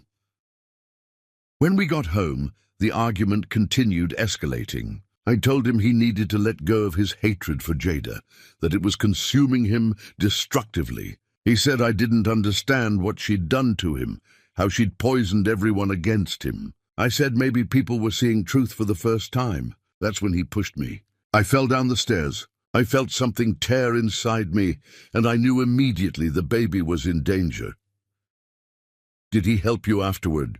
No, he stood at the top of the stairs and said, "This is what happens when you side with her against me." Then he left. I called an ambulance myself. The room was silent except for the court reporters typing. Miss Turner, you've provided audio recordings of other incidents. Can you explain what's in them? Simone nodded to Evangeline, who played the audio. Asher's voice filled the room, vicious and cold in ways that never appeared in his public persona. You're worthless without me. You understand that, right?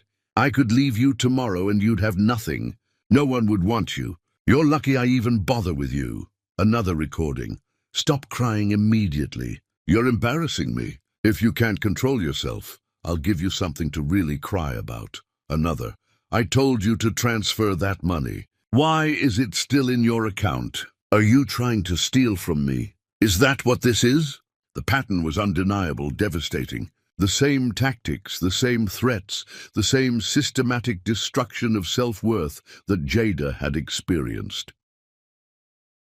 Evander Cross tried his usual aggressive approach. Miss Turner, isn't it true you're testifying in exchange for financial support from Miss Beatrice, that this is a coordinated attack on my client? Simone looked directly at him, meeting his eyes without flinching. Jada has offered me nothing except a safe place to stay with my daughter until I can afford my own place. She didn't ask me to testify. I came forward because I saw what he did to her, what he tried to do to me. And I realized if we don't stop him now, there'll be another woman after me, and another after her. Men like Asher don't change fundamentally. They just find new victims. Cross had no response to that raw honesty. When the hearing concluded, Jada waited outside for Simone. The younger woman emerged, looking exhausted but lighter somehow, as if speaking truth aloud had lifted a crushing weight she'd been carrying. "Thank you for being there," Simone said quietly. "You were incredibly brave." "Thank you. I just told the truth." "That's not bravery." "Yes, it absolutely is. Especially when truth is this painful." Jada hesitated, then continued. "I've arranged for you to stay in the guest house at my property. It's completely separate from the main mansion, private, secure. You and your daughter will be safe there while you figure out your next steps. I can't accept that. You don't owe me anything at all.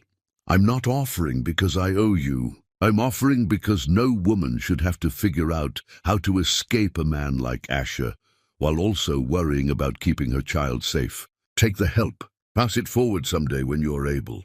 Simone's eyes filled with tears. "He always said you were cold, selfish, vindictive. You're none of those things. I'm all of those things sometimes. But I'm also my mother's daughter, and she taught me that surviving isn't enough. You have to help others survive too, or what's the point?" That night, media coverage shifted dramatically. Simone's testimony leaked. Not the recordings, which were legally protected, but enough details to paint a clear picture. Two different women, years apart, describing identical patterns of abuse from the same man. Asher's family began to fracture visibly. Publicly, his mother, Lenore, released a carefully worded statement through her attorney. "After careful consideration and deeply disturbing revelations about my son's conduct, I can no longer provide financial or public support for his legal efforts. A mother's love doesn't require enabling harm to others. I pray Asher seeks the professional help he clearly needs. It was calculated damage control, separating herself from her son to protect the family name and reputation. But it was also devastating. Lenore controlled significant family resources. Without her backing, Asher's legal war became suddenly dramatically more expensive. His sister Bryn was more direct and public. On her evening news program, she made a statement that shocked everyone. Recent allegations about my brother represent patterns of behavior I can no longer ignore or excuse. While I love my family deeply, I cannot stand silent while women are harmed. To anyone affected by Asher Kinv's actions, I believe you, and I'm genuinely sorry we didn't protect you. It was professional suicide for her relationship with her father and Asher, but it saved her career. The public respected her for choosing truth over family loyalty. Only Garrison Kinv, Asher's father, remained defiant. Despite his recent stroke, leaving him partially paralyzed and speech-impaired, he issued a statement through his own attorney. My son is the victim of a coordinated attack by vindictive women and disloyal family members. The truth will eventually prevail, but even that solidarity was about to crumble. Hollis Kinv arrived at Jada's mansion unannounced. Laurent was hesitant to let him in, but Jada agreed to see him in the formal parlor with both Laurent and Tobias present as witnesses. Hollis looked nothing like his brother. Where Asher was all sharp edges and calculated charm, Hollis carried himself with quiet discomfort, as if he'd never fit comfortably in his own skin or his family's rigid expectations. I know you have absolutely no reason to trust me, he began immediately. I'm a Kinv. That name is poison right now, and deservedly so. Then why are you here? Because I've spent my entire life watching my father and brother destroy people and pretending I didn't see it. Pretending I was fundamentally different because I didn't actively participate. But silence is participation, isn't it? Watching someone hurt others and doing nothing makes you complicit. He pulled out a folder, placing it carefully on the table between them. This contains everything I know about my family's activities. Financial records showing bribes my father arranged when he was on the bench. Evidence of Asher's deliberate sabotage of your mother's company. Proof that my father coached Asher on how to legally isolate you during your marriage. All of it. Jada didn't touch the folder. Why now? Why not years ago when it might have saved my mother, or prevented Simone's suffering, or stopped any of this?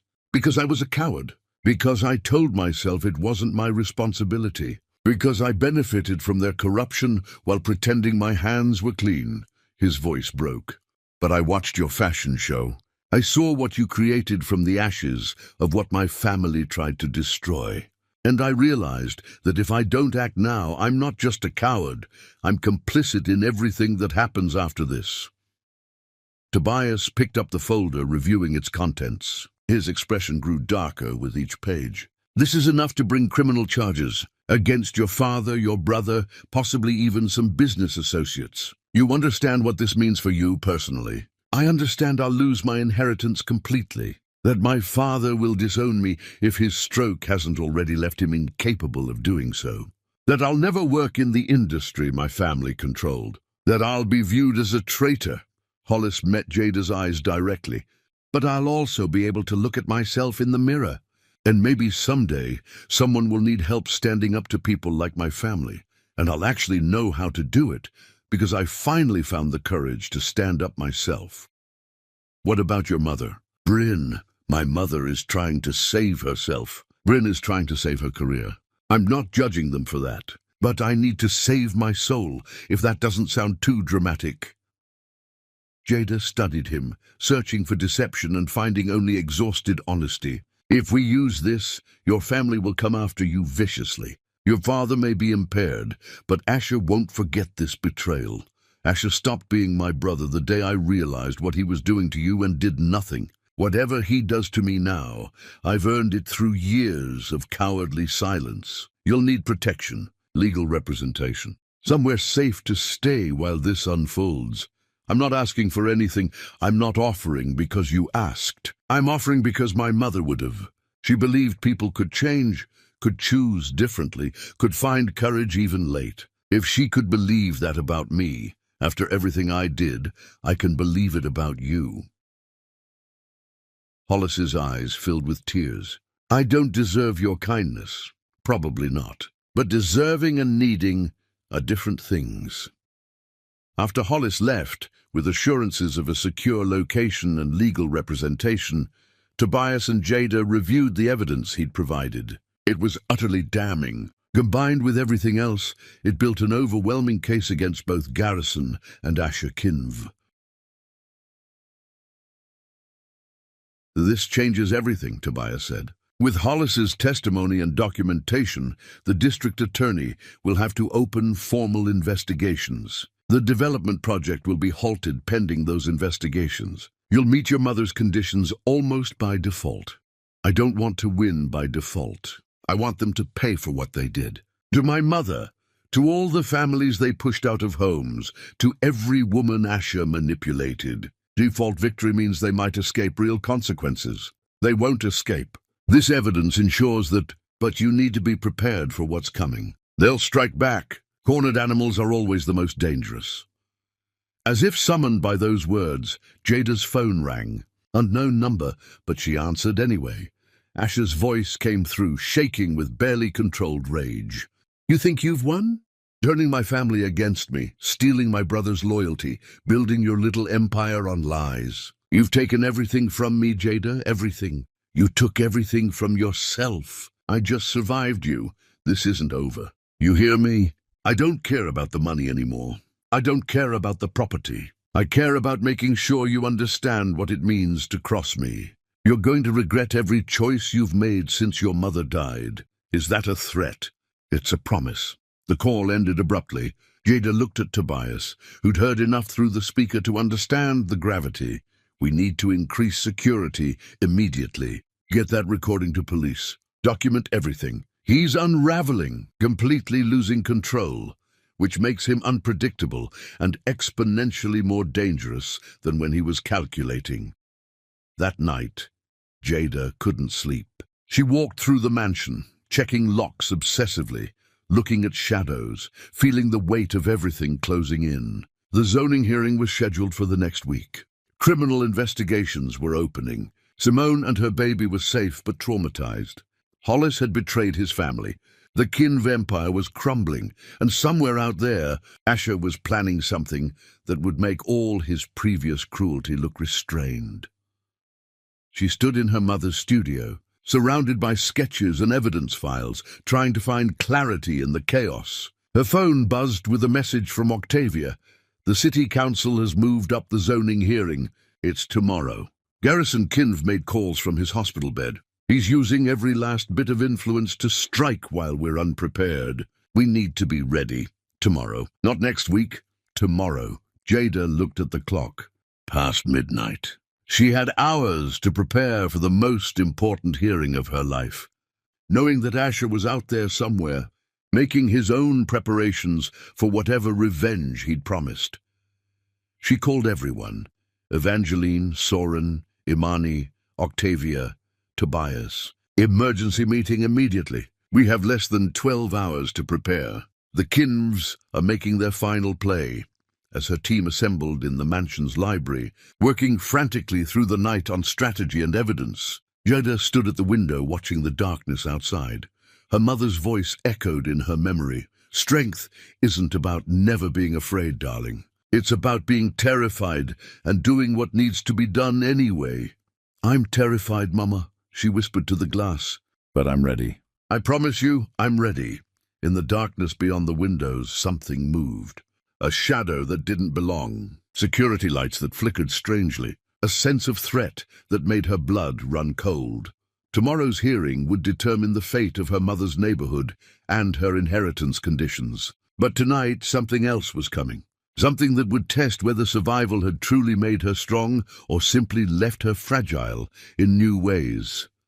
The war was reaching its climax, and Asher Kinv had just made his opening move in the final battle. Chapter 7. The Hearing That Broke the City. The city council chambers filled before dawn broke. Community members crowded every seat, stood along walls, filled the overflow room completely. They'd heard the hearing was moved up, a final desperate attempt to push through the development before mounting evidence made it impossible. Jada arrived with her entire team: Evangeline, Soren, Octavia, Imani, Laurent, even Paloma. They carried boxes of evidence, community testimonies, architectural assessments. Across the aisle, Asher sat with only Evander Cross and a handful of paid consultants. His family was conspicuously absent. Just Asher, isolated and visibly deteriorating. His expensive suit was rumpled, his face haggard, hands shaking as papers slipped from his grasp. Councillor Helena Pritchard called the hearing to order. "Mr. Cross, you may begin." Cross stood smooth despite the chaos surrounding his client. "This is fundamentally progress versus stagnation. Kinvey Enterprises proposes development, bringing significant tax revenue, jobs, modernization. Yes, some historic buildings would be demolished, but progress requires difficult choices." He presented charts, projections, glossy development plans. When Soren stood for cross-examination, everything unraveled quickly. These independent analysts received financial incentives tied to favorable results. This one was paid 3 times standard rate, with bonuses contingent on supporting development. He placed documents before the council. Furthermore, studies claim buildings are structurally unsound, yet independent engineers found them perfectly sound. Reports were deliberately falsified. The council members leaned forward, interested now. When Jada presented, her voice was steady. "Councillors, I'm here to talk about community, about what we lose when we prioritize profit over preservation." She showed photographs of the district. "Netus, my mother spent decades here. She raised me, built her company, became part of a community valuing beauty and history. When developers circled, the entire neighborhood stood together.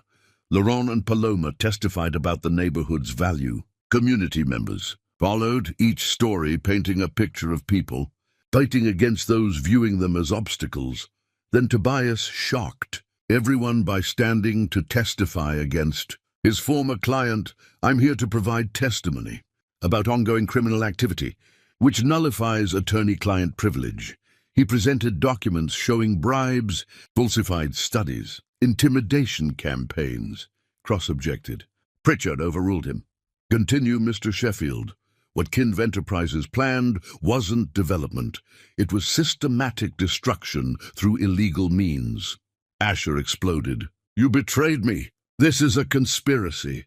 "Mr. Kinv, control yourself," Pritchard warned. But Asher was beyond control. "You want truth?" "Yes, I sabotaged her mother's company. I made sure she'd have nothing to return to, because she was mine." The chamber fell silent. He'd confessed everything. "I've already won the only victory that counts. I destroyed her relationship with her mother. She never got to fix it. I won because she'll carry that guilt forever." Security escorted him out while he laughed. Octavia's hand touched Jada's shoulder. "He didn't win. Your mother knew the truth. She never blamed you." The council deliberated briefly. The application is denied. Furthermore, we're ordering a full investigation." The community erupted in cheers. They'd won. They returned to the mansion exhausted but relieved. For hours they celebrated. Then the power cut out. Emergency lights cast everything in eerie red. Security system disabled. Then glass shattering, systematically someone destroying everything. Laurent called police. Jada grabbed Imani and Delphine, locking them in her mother's study. Through walls they heard destruction. Then footsteps approaching. "Jada," Asher's voice terrifyingly calm. "I know you're in there. The police are coming. I'm not leaving until we finish this. You took everything from me. I was never supposed to be broken. You did that. I chose to love you." A gunshot. Screaming. When police arrived, they found Asher barricaded with a gun, surrounded by wreckage. No one was hurt. The gunshot had been a threat. They negotiated for hours. As dawn broke, Asher was taken into custody. In her mother's studio, Jada found decades of sketches shredded, fabric slashed, the sewing machine smashed. She sank to the floor. Tobias found her there. "You survived him again. Look what he destroyed. He destroyed paper and fabric. Your mother's real legacy is you. He can't touch that." Jada picked up a torn sketch fragment. "Then we rebuild again." Imani appeared, phone in hand. Police found Asher's car abandoned. They found another gun. They think he's planning something worse. Asher Kinv had vanished. Omden unhinged, planning his final revenge.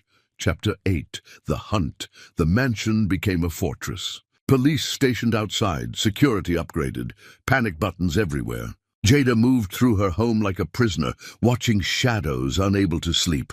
Simone called, voice shaking. "Is it true? He has a gun, and nobody knows where he is?" "It's true, but you're safe here.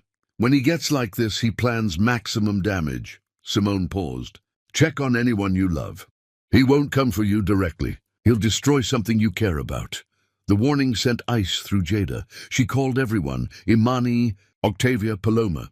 Days passed with no sign of Asher.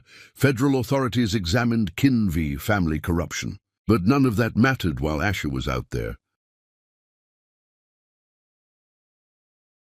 Tobias barely left standing guard. "You don't have to stay," she told him one sleepless night. "I know."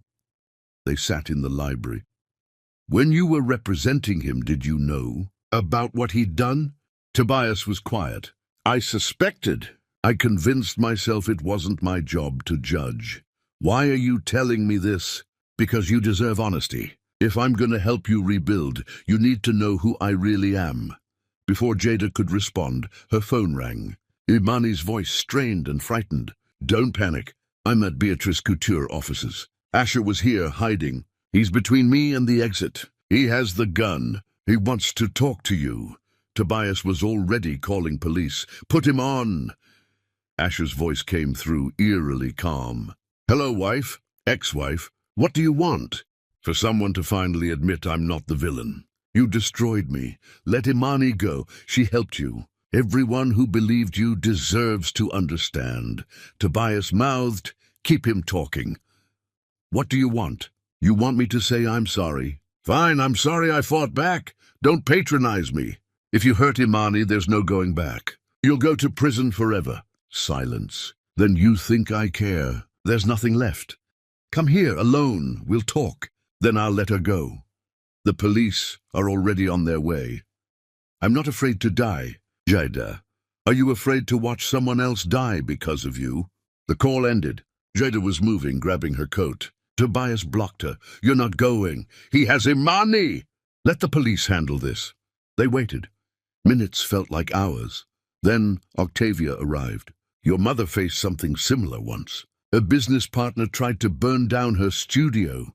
She wanted to confront him. I stopped her. The police handled it." Jada's phone buzzed. A text. "He's letting me go. Don't come here. He's planning something else." On the news, they watched Imani emerge, shaken but unharmed. The standoff lasted through the night. At dawn, police breached. They found Asher unconscious from a deliberate overdose. Empty pill bottles. A note, pages of rambling accusations, blame, twisted declarations. Paramedics saved him. He woke in a hospital under guard, facing charges that would put him away for decades. Jada read his note. Page after page of a man who couldn't accept he'd destroyed his own life. He doesn't ask for forgiveness. He just wants me to admit I'm as bad as he is. Are you going to respond? Evangeline asked. No, he'll never understand that he did this to himself. When Imani arrived, Jada held her without speaking. I'm sorry, Jada whispered. Stop. This isn't on you. He made every choice. The legal proceedings moved quickly. Asher was deemed competent despite his suicide attempt. The trial date was set. The evidence was overwhelming. In the weeks before trial, Jada focused on rebuilding. The mansion was repaired. The studio reconstructed. Beatrice Couture launched its collection to critical acclaim. The historic district was designated Protected Heritage. Everything was falling into place. So why did Jada feel so hollow? Dr. Vance had warned her. Trauma doesn't disappear when the threat ends. Sometimes it gets worse when you're finally safe enough to feel it. Tobias found her in the studio late one night.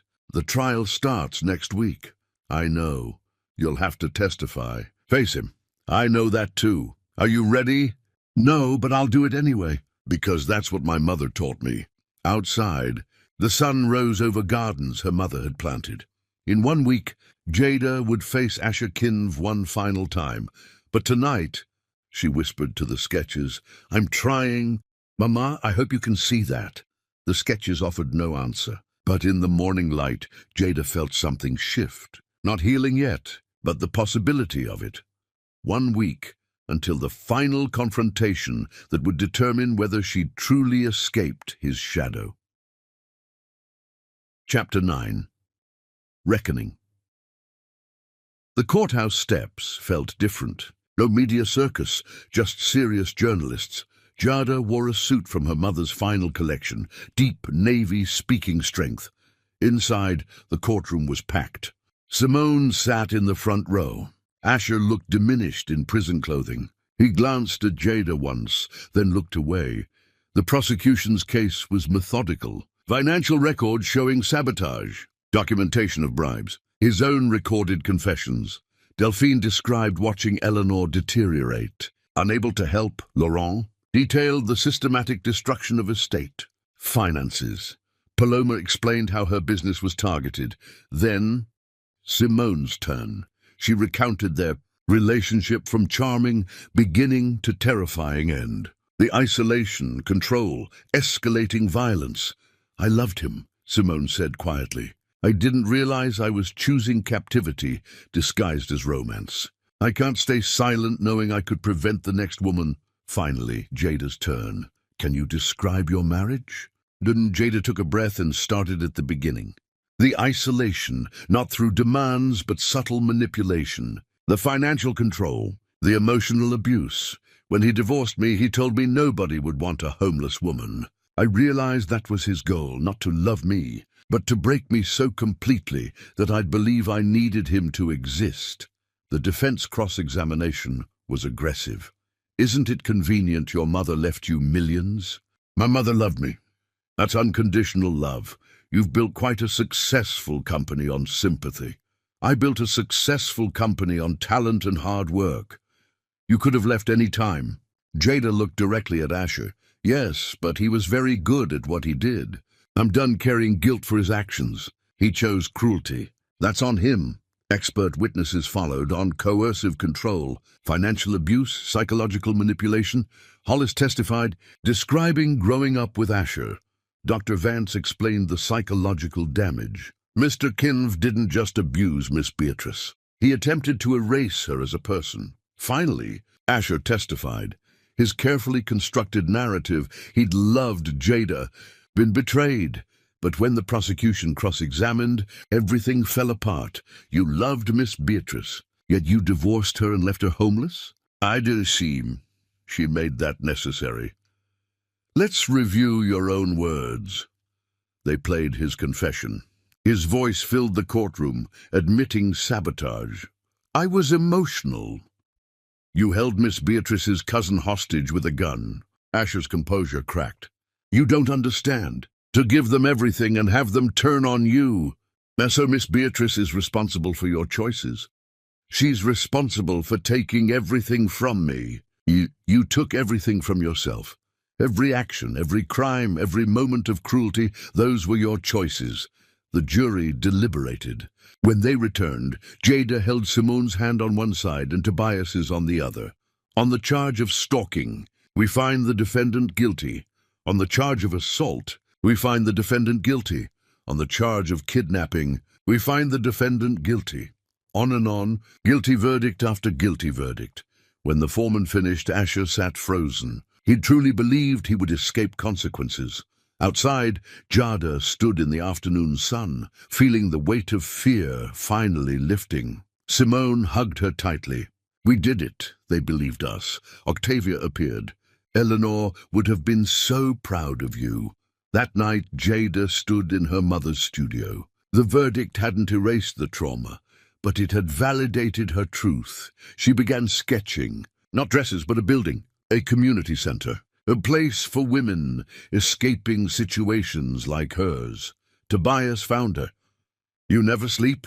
She showed him the drawings.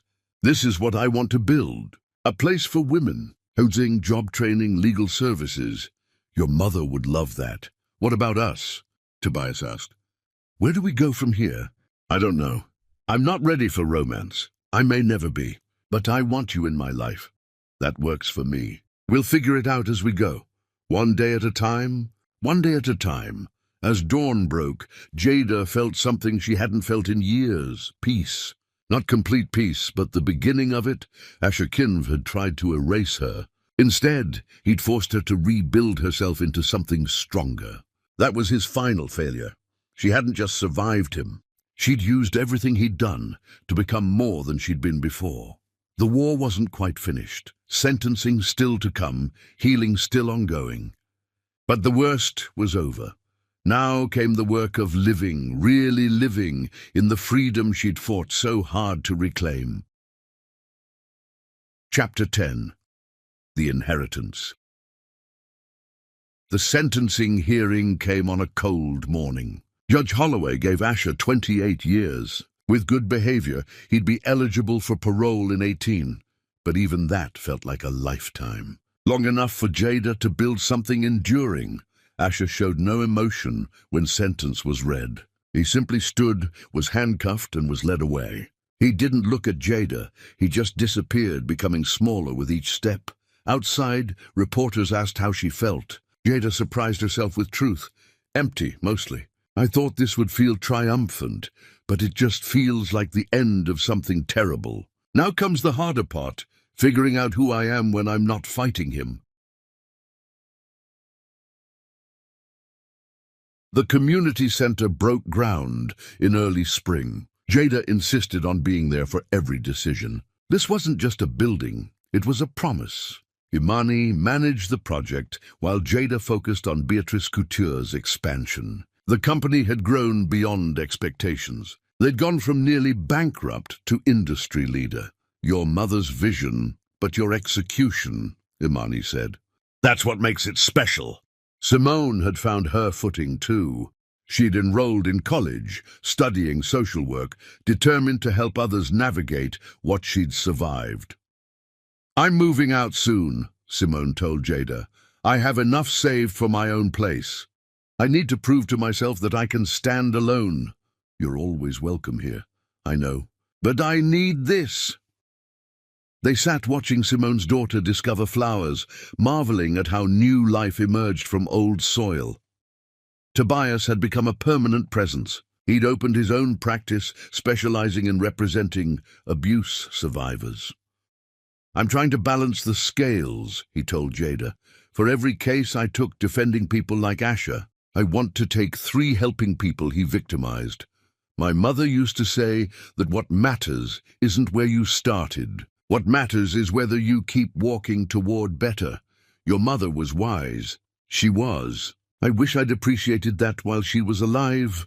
The guilt still surfaced sometimes. Late nights when Jada would remember her mother's voice on the phone, begging her to come home. But Dr. Vance had told her the guilt might never fully disappear. But it can transform from something that haunts you to something that motivates you. The community center's grand opening came almost exactly 2 years after Jada had been digging through trash. Broken and hopeless, the building rose from the lot Asher had coveted, beautiful in its purpose. Inside were apartments for women in crisis, classrooms for job training, a legal aid office, childcare facilities, gardens where people could grow food and flowers. A plaque at the entrance read, "The Eleanor Beatrice Center for New Beginnings. Strength isn't about never falling. It's about rising every time you do." Jada stood before the gathered crowd and struggled to find words big enough for what she felt. "My mother left me money," she began. "But that's not what she really left me. She left me a map back to myself. She left me conditions that forced me to remember who I was. She left me purpose." She gestured to the building. "This center isn't charity.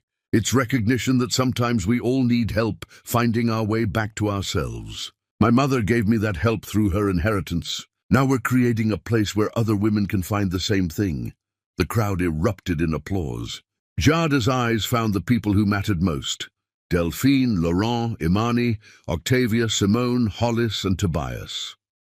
After the ceremony, Jada slipped away to her mother's grave. The headstone was simple. Eleanor Beatrice. She loved fearlessly and built beautifully. Jada knelt beside it, placing fresh flowers. I did it, Mama. I met all your conditions. Saved the company, stopped the development, built something meaningful. But more than that, I found myself again. She traced her mother's name on the stone. I'm sorry I wasted so much time. Sorry I chose him over you, but I'm also grateful. Grateful you never gave up on me. Grateful you loved me enough to let me fall, knowing I'd need to hit bottom before I could climb back up. A breeze moved through the cemetery, carrying the scent of flowers Jada had planted. I'm okay, Mama. Finally, truly okay. Not healed completely. I think that takes a lifetime. But okay enough to live instead of just survive. Walking back to her car, Jada felt lighter. That evening, the mansion filled with celebration. Everyone who'd fought beside her gathered for dinner. Octavia stood to make a toast. To Eleanor Beatrice, who understood that the greatest gift you can give someone isn't protection from pain, but the tools to survive it. And to Jada, who proved her mother right about everything. Later, when guests had left, Jada found Tobias in the library. When did you stop seeing me as an opponent? She asked. The day of Delphine's deposition. I watched you leave because you couldn't bear hearing how much your mother had suffered. That's when I knew. And when did I become more than just a person? When you chose to help Simone. That's when I knew I wanted to be part of your life. I don't know if I'll ever be ready for traditional romance. Then we'll invent new words. We'll figure it out as we go.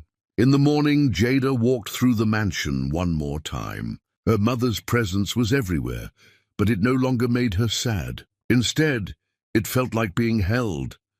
She stood in the design studio and finally understood what the inheritance had really been. Not money, not property. The real inheritance was belief. Her mother's absolute, unwavering belief that Jada was worth saving. I'm going to spend the rest of my life proving you right, she whispered. I'm going to help other women find their way back to themselves. I'm going to create beauty and meaning. That's how I honor everything you gave me. She picked up a sketch pad and began drawing. A new collection, telling the story of transformation. Outside, the sun rose over gardens her mother had planted. Over a neighborhood they'd saved together, over a city slowly learning to protect its history. The light caught the windows of the community center, making it glow like hope made solid. Jada Beatrice sat in her mother's studio, sketching her future, and finally felt at peace. Not because the pain was gone, but because she'd learned to carry it with grace. The inheritance wasn't what she'd lost. It was what she'd found. Herself whole and worthy, stronger for having been broken, ready to live the life her mother had always believed she deserved, ready to be worth it.